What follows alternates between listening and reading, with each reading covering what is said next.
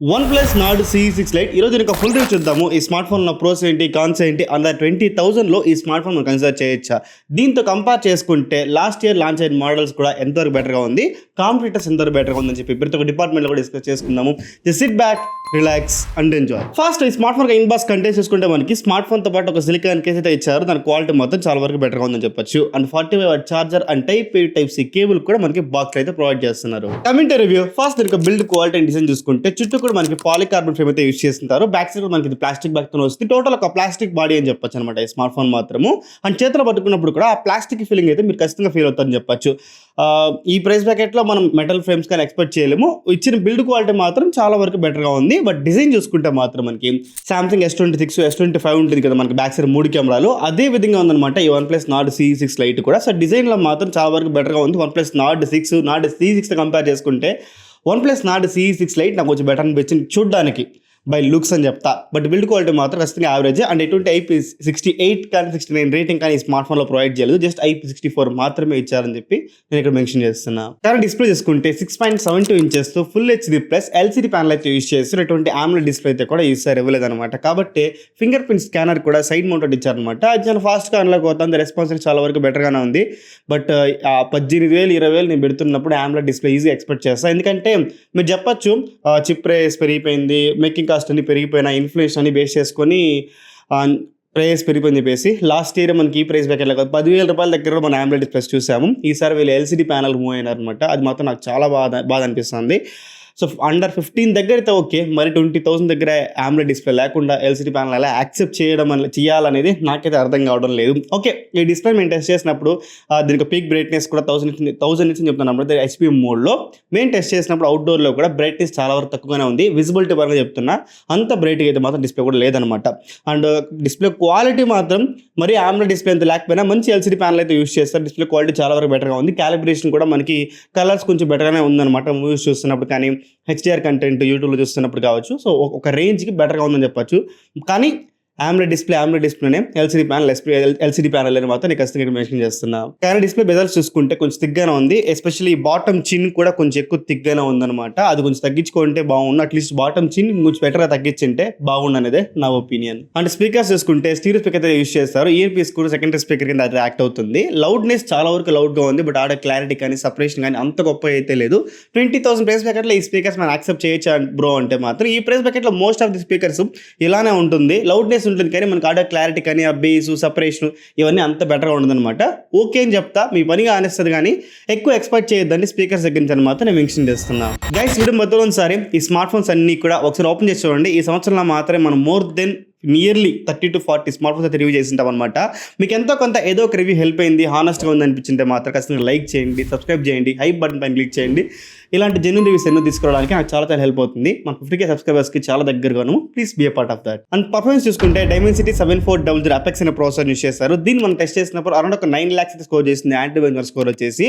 కాకపోతే nearly 1 million అని చెప్పొచ్చు అనమాట. ఓకే, స్కోర్ పక్క పెట్టేస్తే రియల్ లైఫ్ ఎలా ఉంది బ్రో అంటే మాత్రం నేను టెస్ట్ చేసినప్పుడు మాత్రం BGM వచ్చేసి స్మూత్ 95 సపోర్ట్ చేస్తుంది.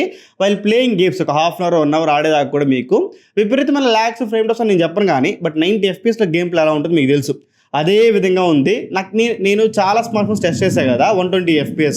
ఆ 120 FPS ఆడి ఈ 90 FPS not even close to half an hour కూడా ఈ స్మార్ట్ ఫోన్లో నేను ప్లే చేయలేకపోయినాను అనమాట. Because of frame drops and lags. మీరు ఎక్కువ ఇంటెన్స్గా గేమ్ ఆడుతున్నప్పుడు ఆర్ఎల్స్ ఎక్కువ హార్డ్ డ్రాప్స్లో మీరు దిగుతున్నప్పుడు మాత్రం లైక్ కోచింగ్కి కావచ్చు, ఏదైనా ఈవెంట్లో మీరు దిగుతున్నప్పుడు కావచ్చు, ఈజీగా మీరు ఆ ల్యాగ్స్ క్లియర్గా అబ్జర్వ్ చేస్తారు అనమాట. ఫ్రేమ్ డ్రాప్ అవ్వడం కానీ ఇవన్నీ కూడా మీరు క్లియర్ అబ్జర్వ్ చేస్తారు.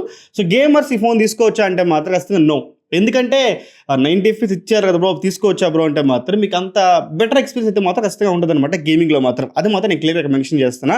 ఇంకా మన డైలీ లైఫ్ టాస్క్లు ఉంటుంది కదా మనకి, వాట్సాప్ కానీ, కాలింగ్ కావచ్చు, ఇన్స్టాగ్రామ్ స్క్రోలింగ్కి, యూట్యూబ్ వీడియోస్ చూడడానికి, అవన్నీ కూడా మన డైలీ లైఫ్ టాస్క్ని చాలా వరకు స్మూత్గా హ్యాండిల్ చేస్తుంది. కానీ మన డైలీ లైఫ్ టాస్క్లో కూడా చిన్న ల్యాగ్స్ మీరు అబ్జర్వ్ చేస్తారు. లైక్ నేను ఇన్స్టాగ్రామ్ ఓపెన్ చేస్తా ఉంటే సమ్ టైమ్స్ 1-2 సెకండ్లు టైం తీసుకుంటుంది సమ్ యాప్స్ అయితే, ఓకేనా. అలాగా కొన్ని ల్యాగ్స్ ఫ్రేమ్ డ్రాప్స్ మీరు యూఐలో కూడా మీరు OS లెవెల్లో కూడా ఎక్స్పీరియన్స్ చేస్తారనమాట.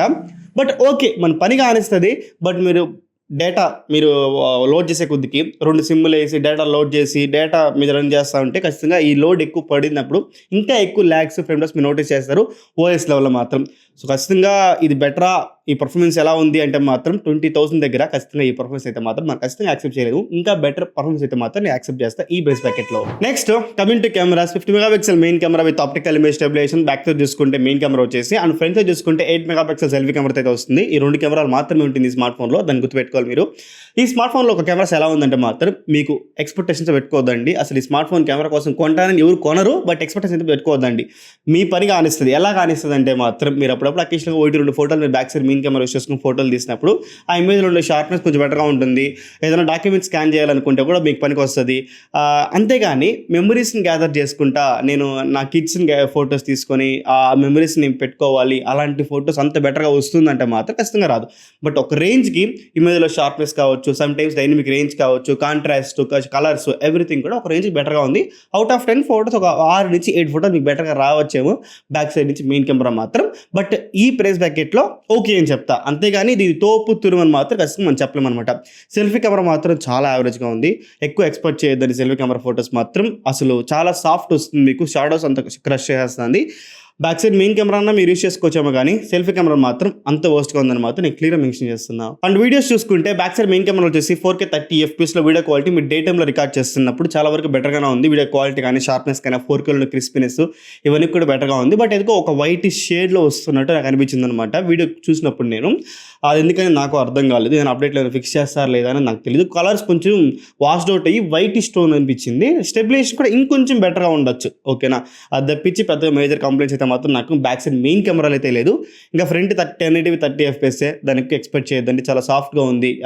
మనకి షాడోస్ క్రష్ చేస్తుంది, బ్యాక్గ్రౌండ్ మనకి ఓవర్ బ్లో అవుట్ అయిపోతూ ఉంటుంది. సో వీడియోస్ డిపార్ట్మెంట్లో కూడా చాలా వరకు యావరేజ్గా పర్ఫామ్ చేస్తుంది. సో ఓవరాల్ కెమెరా డిపార్ట్మెంట్ మాత్రం ఈ స్మార్ట్ ఫోన్లో కెమెరాస్ ఉందని మర్చిపోండి. తీసుకున్నారంటే మాత్రం మన డాక్యుమెంట్ స్కాన్ చేసుకోవడానికి, అకేషన్గా 1-2 ఫోటోలు తీసుకోవడానికి మాత్రమే తప్పితే ఇంకా ఏ దానికి కూడా మీకు ఈ స్మార్ట్ ఫోన్ కెమెరాస్ మీద పనికిరాదని మాత్రం నేను మెన్షన్ చేస్తున్నాను. కానీ బ్యాటరీ చూసుకుంటే 7000 mAh బ్యాటరీ, 45 వాట్ ఛార్జర్ కూడా మనకి బాక్స్ ప్రొవైడ్ చేస్తుంటారు అనమాట. ఆ ఛార్జర్ యూస్ చేసుకుని మనం ఛార్జింగ్ పెట్టినప్పుడు నియర్లీ 1.5 అవర్ పైన టైం తీసుకుంటుంది మనకి ఛార్జింగ్ పెట్టడానికి. ఎందుకంటే 45 వాట్ ఛార్జరు, 7000 mAh బ్యాటరీ కాబట్టి పెద్ద బ్యాటరీని ఛార్జ్ అంటే అంత టైం తీసుకుంటుంది. ఓకేనా. అండ్ ఈ స్మార్ట్ ఫోన్ నేను టెస్ట్ చేసినప్పుడు గేమ్స్ ఆడినప్పుడు కావచ్చు, యాంటీ స్కోర్ రన్ చేసినా, మూవీస్ చూస్తున్నా, ఎలా మీరు టెస్ట్ చేస్తున్నా కూడా సరే ఆల్మోస్ట్ ఎంత గట్టిగా మీరు వాడినా కూడా 8 నుంచి 9 నిమిషాలు ఎస్పోర్ట్ మీకు ఈజీగా వచ్చేస్తుంది. దాంతో ఎటువంటి డౌట్ కూడా లేదు.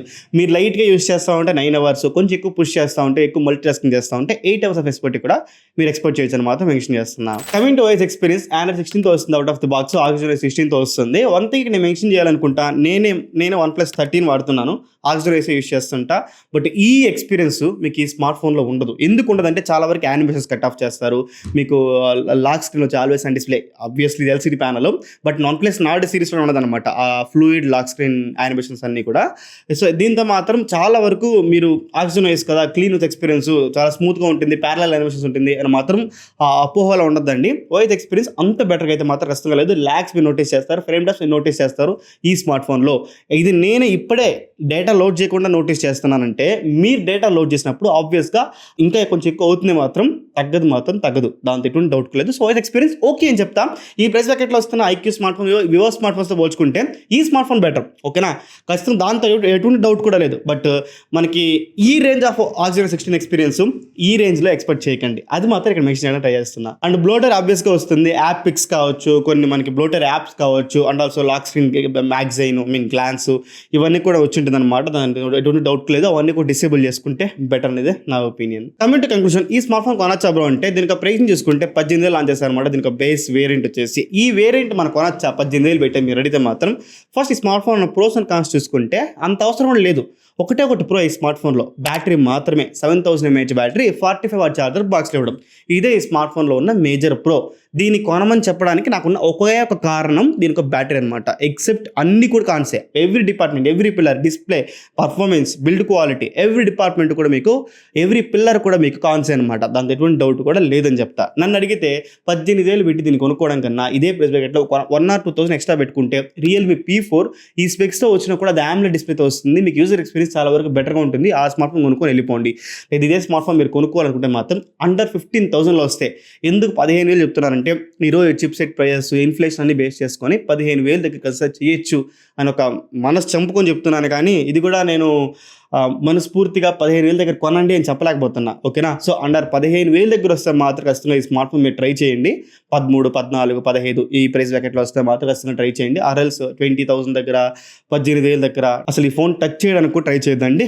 బెటర్ రియల్మీ P4 AMOLED డిస్ప్లేతో one of the best smart phone మీరు కొనగలిగితే ఆ స్మార్ట్ ఫోన్ కొనుక్కొని వెళ్ళిపోండి. లేదంటే మాత్రం ఈ స్మార్ట్ ఫోన్ వద్దని చెప్తా.